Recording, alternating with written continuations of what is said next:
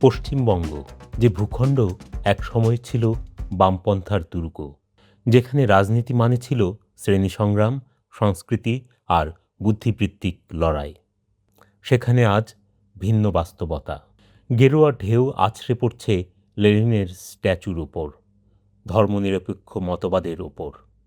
এই ঢেউকে শুধু নির্বাচনের ফল হিসাবে দেখার সুযোগ নেই, এটি একই সঙ্গে মতাদর্শিক পরিবর্তনেরও ইঙ্গিত, ফ্যাসিবাদের পদধ্বনি। 2014 সালে নরেন্দ্র মোদীর নেতৃত্বে ভারতীয় জনতা পার্টি বিজেপি ক্ষমতায় আসার পর ভারতের রাজনীতি শুধু বদলায়নি, একটি নতুন ভাষা তৈরি করেছে। উন্নয়ন ও শক্তিশালী নেতৃত্বের সঙ্গে যুক্ত হয়েছে হিন্দু জাতীয়তাবাদের এক সুসংগঠিত বয়ান।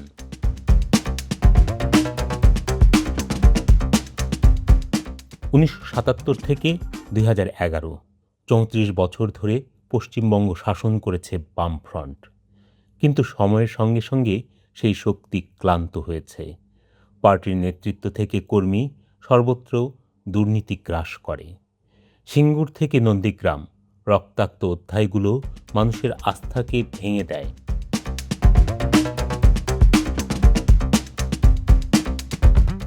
এই শূন্যতায় উঠে আসে অল ইন্ডিয়া তৃণমূল কংগ্রেস আর তার নেতৃত্বে মমতা বন্দ্যোপাধ্যায়।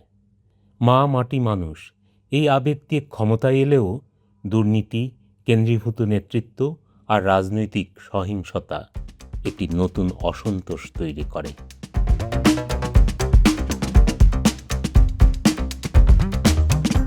এই অসন্তোষের ফাঁক গলেই প্রবেশ করে বিজেপি।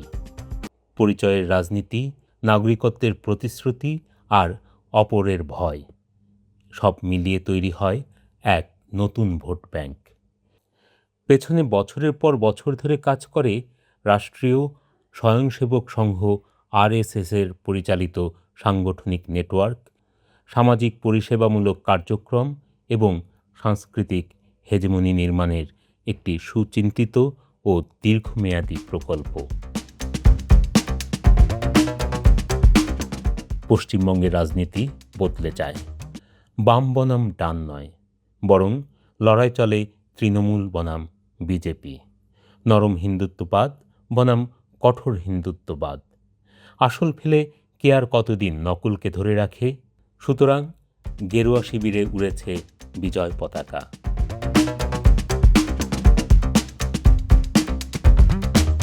তবে এই বিজয় উত্তরপ্রদেশ থেকে পশ্চিমবঙ্গে আমদানি করেছে, সেখানে মুখ্যমন্ত্রী হওয়ার পর বিজেপি নেতা যোগী আদিত্যনাথের দুষ্কৃতির তকমা দিয়ে বিরোধীদের বসতবাড়ি গুঁড়িয়ে দেওয়া সেই বুলডোজার, যা কয়েকদিন আগে বাংলাদেশেও দেখা গিয়েছিল।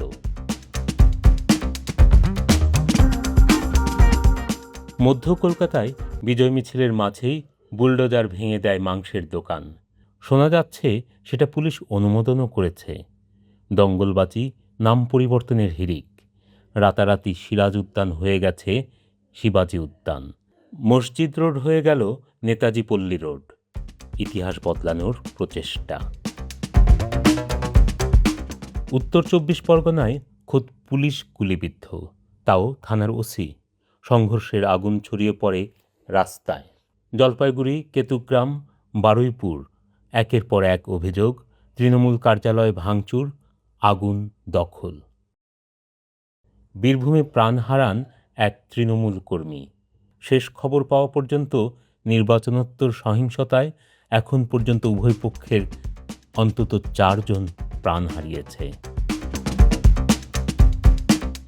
রাজনীতি এখানে শুধু ক্ষমতার পরিবর্তন নয়, এটি জীবনের প্রশ্ন হয়ে দাঁড়িয়েছে। আর প্রতীকের ওপর আঘাত, লেনিনের মূর্তি ভাঙা, এ কি কেবল ভাঙচুর নাকি ইতিহাসের উপর আক্রমণ?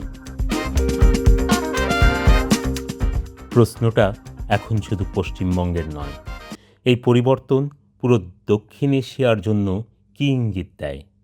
হিন্দুত্ববাদ এখানে শুধু রাজনীতি নয়, এটি একটি সাংস্কৃতিক প্রকল্প, সামাজিক কাঠামো বদলে দেওয়ার এক দীর্ঘ প্রক্রিয়া।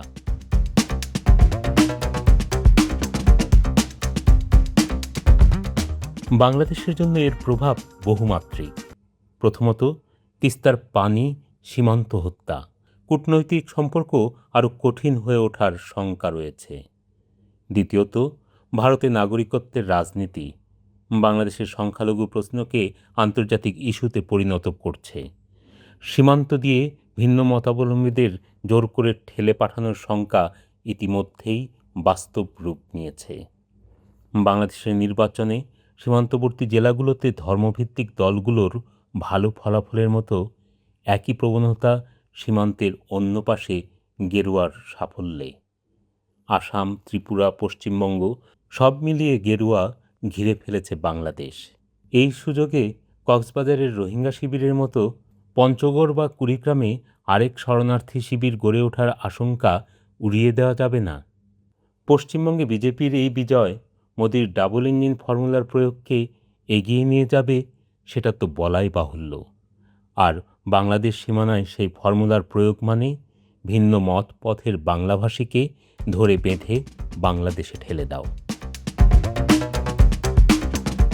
ইতিহাস বলে, উগ্র জাতীয়তাবাদ তখনই শক্তিশালী হয় যখন অর্থনৈতিক বৈষম্য আর সামাজিক বঞ্চনা অমীমাংসিত থাকে। ভয় তৈরি করে রাজনীতি করা সহজ, কিন্তু মানুষের বাস্তব সমস্যার সমাধান দেওয়া কঠিন। পশ্চিমবঙ্গে এখনও সম্ভাবনা আছে। তরুণদের মধ্যে বেকারত্ব, মূল্যস্ফীতি, এই বাস্তব প্রশ্নগুলো সাম্প্রদায়িক রাজনীতিকে চ্যালেঞ্জ করতে পারে। গেরুয়ার ঢেউ হয়তো শক্তিশালী, কিন্তু ইতিহাসের আরেকটি সত্য হলো, মানুষ শেষ পর্যন্ত ভয় নয়, ন্যায় বিচার চায়। পশ্চিমবঙ্গ থেকে বাংলাদেশ, এই লড়াই এখন শুধু রাজনীতির নয়, এটি মনুষ্যত্বের লড়াই। রাজনীতি বদলাচ্ছে, তা কি মানুষকেই শেষমেশ বদলে দেবে? নাকি বরাবরের মতো মানুষ বদলাবে রাজনীতি?